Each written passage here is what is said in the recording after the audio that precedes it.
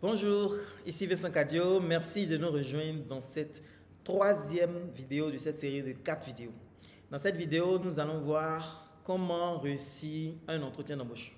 Si vous tombez sur cette vidéo en premier, je vous encourage à regarder les 2 précédentes vidéos. Dans la première vidéo, on vous a appris comment faire un CV de lettre de motivation. Et dans la seconde vidéo, on vous a appris où trouver des centaines d'offres d'emploi dans votre domaine.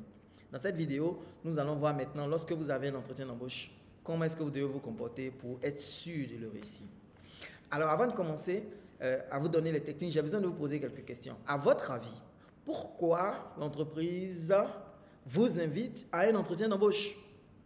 Pourquoi vous et pas les autres? En fait, si l'entreprise vous invite à l'entretien d'embauche, c'est parce que souvent les gens vont me dire non, c'est pour être convaincu que j'ai les aptitudes, c'est pour tester mes aptitudes, etc. Non, c'est un bon raisonnement, mais il y a mieux, il y a meilleur raisonnement que ça. Est-ce que si vous étiez un recruteur et vous avez 5 candidats, et parmi les 5 candidats, vous êtes convaincu qu'il y a 2 qui ne font pas l'affaire, est-ce que vous allez les inviter quand même à un entretien d'embauche? Non, vous allez perdre le temps. Imaginez que vous avez 50 candidats et vous repérez 40 qui ne font pas l'affaire. Est-ce que vous allez quand même interviewer tous les 50? Non, c'est une perte de temps. Vous allez vous concentrer sur les 10 qui font l'affaire en espérant trouver l'appel rare parmi les 10. Donc, quand l'entreprise vous invite déjà à un entretien d'embauche, c'est parce que cette entreprise est déjà convaincue que vous pouvez faire le travail. OK? Elle est déjà convaincue que vous pouvez faire le travail. Si l'entreprise n'était pas convaincue que vous puissiez faire le travail, elle ne vous aurait pas invité à l'entretien d'embauche. Donc, venir vous inviter, prendre les devants et vous inviter à un entretien d'embauche, c'est parce qu'elle est déjà convaincue que vous pouvez faire le travail. Donc, si elle est convaincue que vous pouvez faire le travail, vous, quel est donc votre travail lorsque vous allez à l'entretien? Vous allez à l'entretien d'embauche pour rassurer le recruteur que tout le bien qu'il pense de vous est la réalité. On va à l'entretien d'embauche pour faire quoi? Pour rassurer le recruteur. Maintenant, lorsque vous arrivez à un entretien d'embauche et vous êtes stressé, est-ce que vous êtes rassurant? Non. Est-ce que quand vous balbutiez, est-ce que vous êtes rassurant? Non. Lorsque vous ne trouvez pas vos mots, est-ce que vous êtes rassurant? Non, vous n'êtes pas rassurant.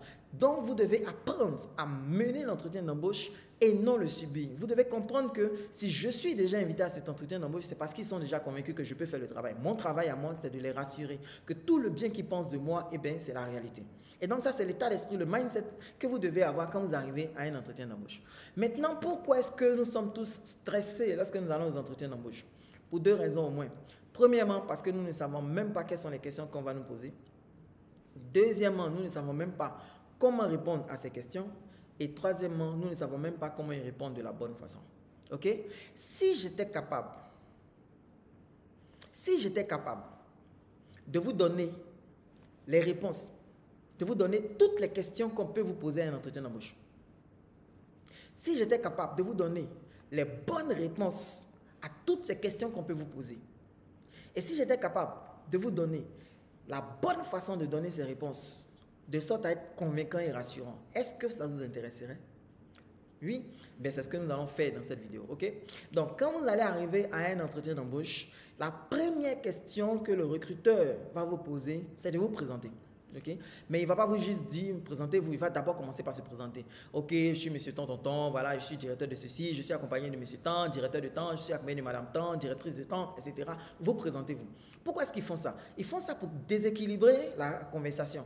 Eux, ils disent qu'ils sont des directeurs, ils sont des responsables. Vous, vous êtes qui? Ok?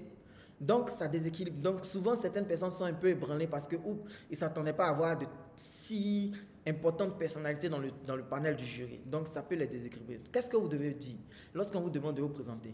Vous devez vous présenter en utilisant la technique des 3 Q.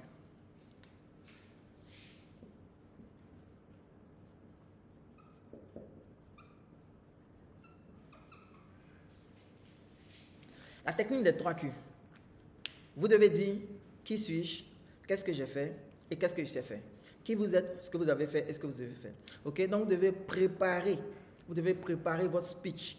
Et lorsqu'on vous donne l'opportunité de vous exprimer, automatiquement vous libérez votre speech. Moi, par exemple, lorsque je vais à un entretien qu'on me demande présentez-vous, je dis bonjour, je suis Vincent Cadio, le plus jeune expert marketing ivoirien. Après mon bac, c'est obtenu au lycée scientifique avec la mention bien. J'ai intégré l'INPO, j'ai été retenu parmi les 30 à faire le cycle ingénieur SK. Brillant, dynamique, joyeux, amoureux des challenges, je pense être votre meilleur choix pour le poste à pouvoir.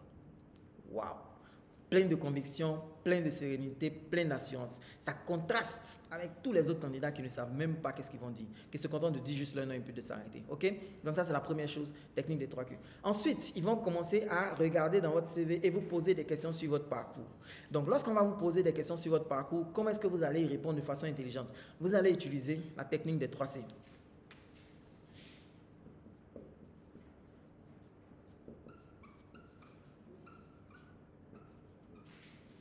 La technique des 3C, c'est quoi? Quand vous allez vous présenter, quand vous allez parler de votre parcours, vous allez dire 3 choses. Premier C, contribution. Deuxième C, conséquence. Troisième C, conclusion. Contribution, c'est ce que vous avez fait. Conséquence, ce sont les résultats que ça a produit. Et les... Non, contribution, conséquence. Et la conclusion, c'est qu'est-ce que ça a entraîné dans votre vie. Donc, par exemple, si on vous demande qu'est-ce que vous avez fait à Move? Oh, à Move, j'étais en charge du segment de la téléphonie publique et des distributeurs. Ok, j'ai lancé une offre qui a permis de doubler le revenu de ce segment d'activité-là en 1 mois et demi. Ok, et c'est sur la base de cette excellente performance que j'ai été débauché chez Comium pour un poste de chef de service. Contribution, j'ai fait quoi? Je gérais le cabinet, je gérais le segment des cabines téléphoniques. J'ai lancé une offre intéressante. Conclusion, conséquence, on a doublé le chiffre d'affaires en moins d'1 mois. La conclusion, c'est que ça m'a permis d'être débauché ailleurs. Contribution, conséquence, conclusion. Ok, vous devez utiliser cette technique. Vous allez voir que votre entretien va devenir fluide et les gens vont prendre plaisir à vous écouter. Okay? Maintenant, une fois que vous avez parlé de votre parcours, on va attaquer maintenant les questions pièges. Il y a essentiellement 24 questions pièges qui reviennent fréquemment et vous devez comprendre et connaître les réponses à ces questions pièges. Ok? Voilà. Donc, la troisième étape, généralement, ça sera...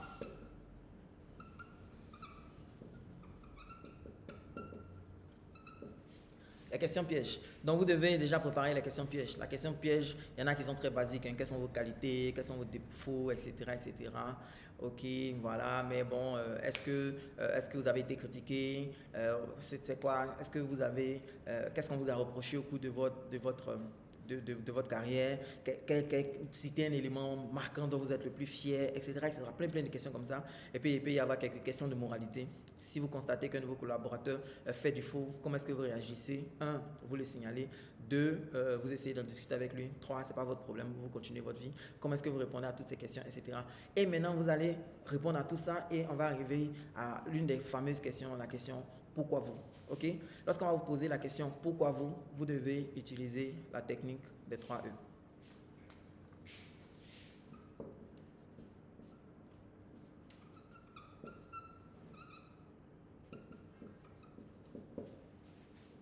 La technique des 3 E, c'est que vous devez écrire votre argumentaire en vous appuyant sur 3 E. Le premier E, c'est éducation. Le deuxième E, c'est expérience. Et le troisième E, c'est enthousiasme. Ça donnera quelque chose. Pourquoi moi? Merci pour la question. Vous devez me choisir pour 3 raisons. Premièrement, de par mon éducation, j'ai toutes les connaissances théoriques nécessaires pour pouvoir réussir dans ce poste. Ensuite, de par mon expérience dont nous avons longuement parlé, j'ai toutes les aptitudes pour être directement opérationnel. Enfin, je suis très enthousiaste pour ce poste. Ok? Parce qu'il va me permettre d'assumer de nouveaux challenges et de relever de nouveaux défis. Et une fois que vous avez fini de dire ça, normalement, le recruteur sera convaincu. Et on va arriver probablement à la séance de la négociation de salaire. Comment bien négocier son salaire, c'est ce que nous allons voir dans la prochaine vidéo. Je vous y attends. Merci.